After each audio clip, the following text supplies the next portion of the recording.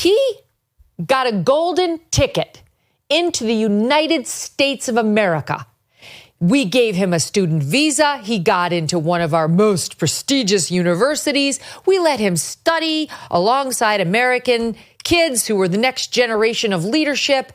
And what did he do? He decided to join up with this group that is, without a question, pro-Hamas, that was allegedly distributing pro-Hamas pamphlets, leaflets, promotional materials.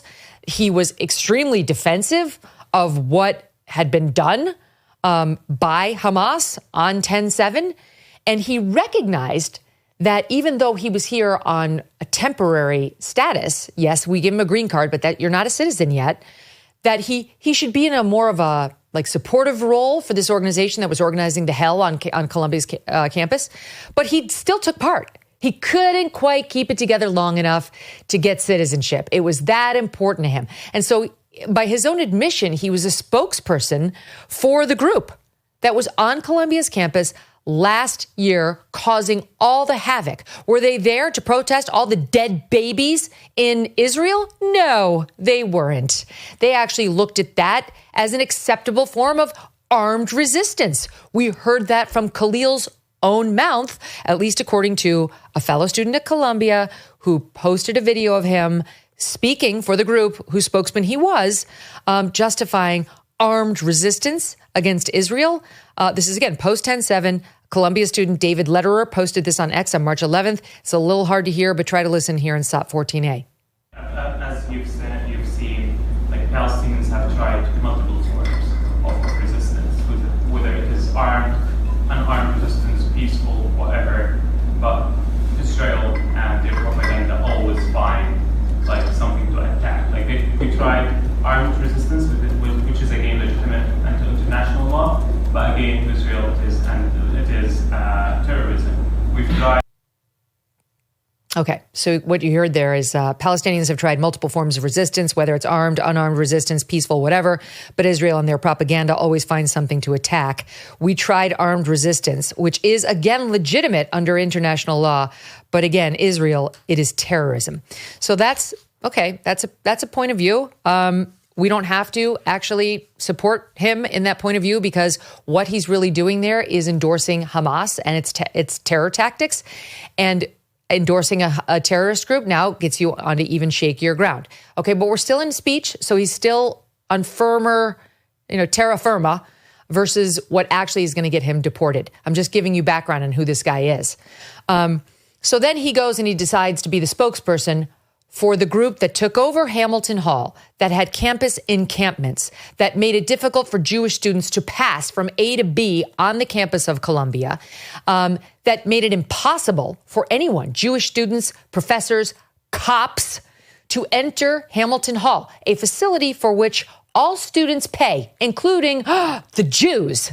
But they weren't wanted because this group took over Hamilton Hall, acted like a bunch of thugs, put barricades up against the doors, smashed windows with their keffiyehs on, and effectively held hostage for a time a couple of security guards who were in the building, including, guys, maintenance workers who weren't making a lot of dough, who felt personally threatened.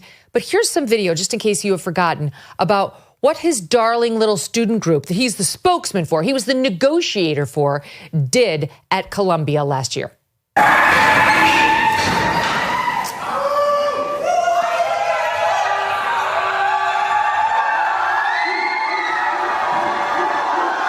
The caption reads, "From our side of the barricades." And sure enough, it's all these keffiyeh-wearing Columbia students screaming and leaning, full body leaning against the doors, large wooden doors, and there are several sets of them, into Hamilton Hall. Free, free Palestine, as they chant.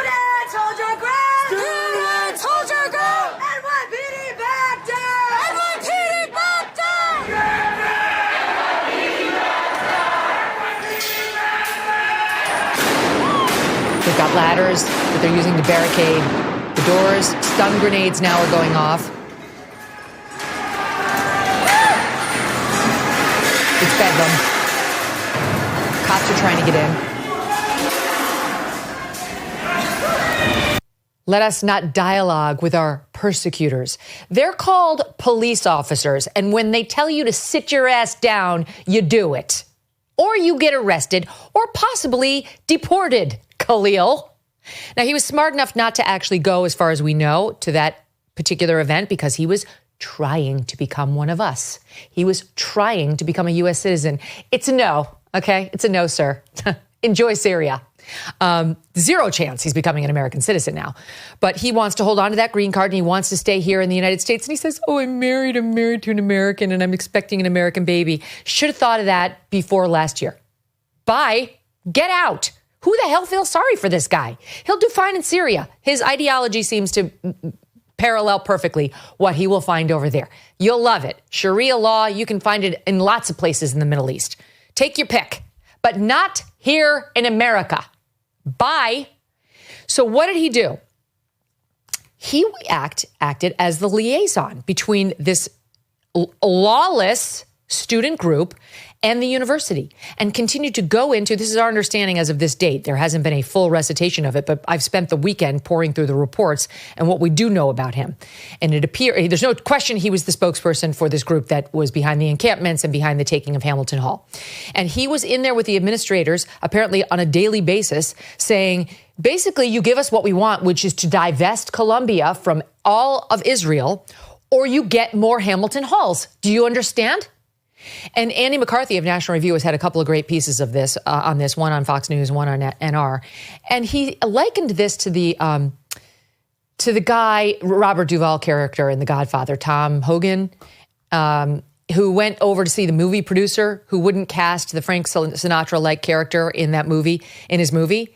And, just kind of like, it'd be great if you'd cast him.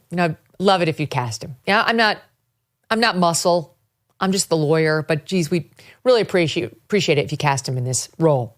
And the Hollywood guy's like, no, F off. Nobody tells me how to cast my movies.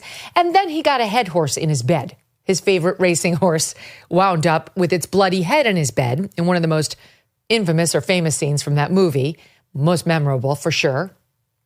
And it's as if you have that guy saying, what? It was speech. All I said is, I'm not here to threaten you, but, we'd really appreciate it if you put him in. It's a threat. You're acting as the muscle. You really are the implicit muscle for a terror group, a lawless group, and a terror group, frankly, on Columbia campus. This guy was in there saying, you divest from Israel or you get the hose again. You get it? That's how this is going to go down. He was the guy doing that. And even the Columbia administrators, the farthest left people you could probably find in America, kept saying, no, we're not going to do that, Khalil. No, your requests are a little bit much, even for us. And the student group would not disband. And that is why the NYPD had to break down the doors with stun grenades. None of that shit is lawful. They were guilty of trespassing, of resisting arrest, of destruction of property. There may have been assaults there. There have been plenty of criminal charges that have been unleashed on some 40 plus people who participated in what we saw there on camera and the related events. Now, Khalil may or may not have been one of them. I don't know. I know he has joined a motion to stop the university from releasing what it knows about Khalil to the federal government, which is trying to find out right now. He and some handful of others have just filed a motion trying to stop the university from revealing the full extent of what they know about Khalil. Good luck with that. Okay? If you didn't do anything that's problematic, it was just speech. It was just your little speeches, your thoughts. Why would you want to stop it from going to the feds? You should actually be thrilled to see that go. You should be like, it's speech. Hello, I'm practically an American. I've got my green card. All I did was speak words, pro-Hamas words, but they were words. No, there's a reason he doesn't want that stuff released. And by the way, there is a question. Even if it's just words, there is a question about whether he could be deported, notwithstanding the fact that he's got a green card. Go listen to Andy McCarthy and his podcast on NR. It's well worth your time. And he talks about how this is what jihadists do and have been planning to do in America for a very long time. They try to get into the country. They try to take advantage of our laws and our Constitution, which is very permissive when it comes to the expression of ideas and the freedom of assembly.